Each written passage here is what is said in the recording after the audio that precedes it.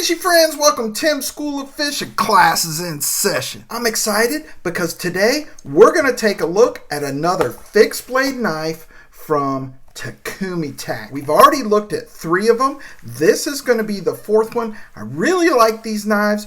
They're affordable, they're functional, they're really awesome. So I want to show you one today. This one is called the Reaper. So without further ado, let's get this camera turned around and take a closer look. All right, so a little bit about this company first. They are based out of California and they officially launched at SHOT Show 2023. So they're a relatively new company. Right now, they only make fixed blades. They've got 2 lines of fixed blades.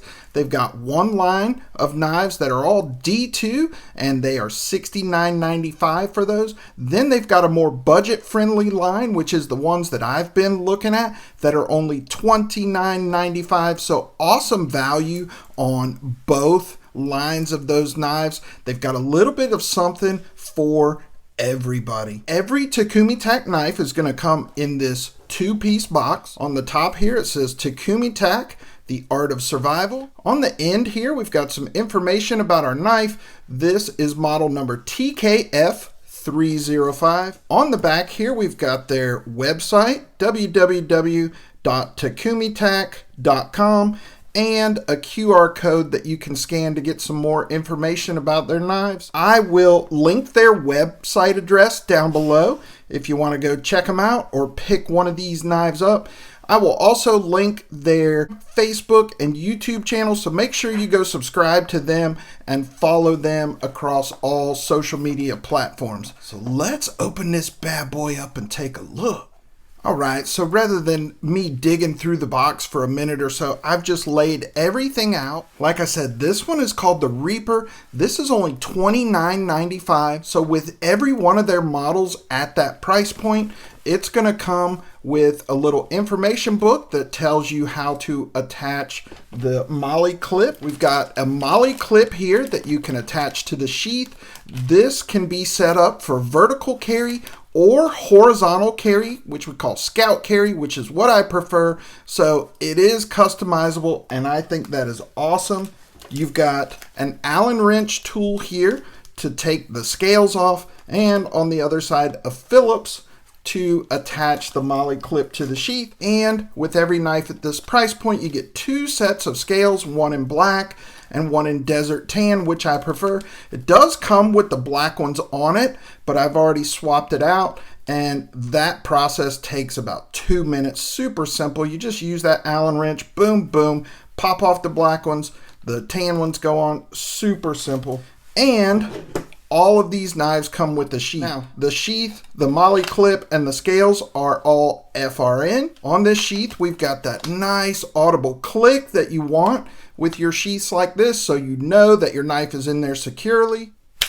And I will tell you that every single sheath so far has been fitted perfectly. There is no rattle with any of the knives that I have, and the retention is perfect. You can run, jump, swim, do cartwheels, whatever you want, and your knife is not going anywhere. So they do an excellent job on their sheaths. And even though we've got great retention on our sheath, it slides right out of that sheath with no problem at all. So they do an excellent job on their sheaths. I really like them. So let's take a look at our knife. Alright, so our total length here is 9 inches. We've got a 4.5 inch blade, 4.5 inch handle. Our blade here is a Tonto style blade. It has a black oxide coating on it. On the blade there, you can see the Takumitak logo. On the other side, we've got the model number and the type of steel here. We've got a hollow grind, nice fuller that runs almost the length of the blade. This one is a full tang. On the spine, we've got a thumb ramp and some jimping on the back of the spine, and a nice big generous finger choil. And with that finger choil, we can choke up in there and our thumb lands nicely on that jimping. Ergonomics on this knife are outstanding. We've got some little finger grooves here, but I think they're very well done. We've got a little bit of jimping here at the butt end and up here on the spine in 2 different places. So it offers a good purchase on your knife, and there's some texturing on the scales here. So if this gets wet, I'm confident that I'm going to have a good purchase on my knife. Now, a blade like this excels at piercing and puncturing tasks. So if you need to open feed bags or any kind of bags, this is going to excel at that. Just pierce it and slice it. These are also great for self-defense.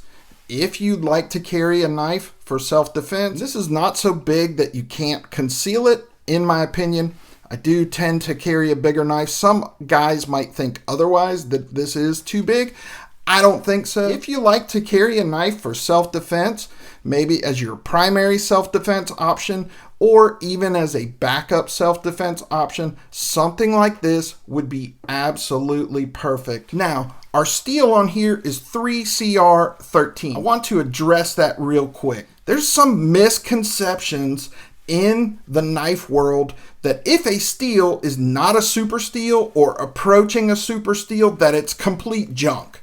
That it won't cut, it won't function, it won't work at all, and it has no place on a knife. That is absolutely not true. Now, not to say that super steels don't have their place, but budget steels have a place too. Any steel is only as good as its heat treat, and Takumitak does an excellent job with their heat treat. Now, I don't test knives on my channel. I'm not set up to film that way, but Donnie B All Day, D-Bad over there, and Gruggs over at Legion Tacticool Cutlery have done extensive tests on these Takumitak knives, and they have held up perfectly. Those guys put these knives through their paces, and they perform like champs. So I have no problem recommending these knives because I know that Takumitak is doing a good job on their heat treat. The only drawback to budget steels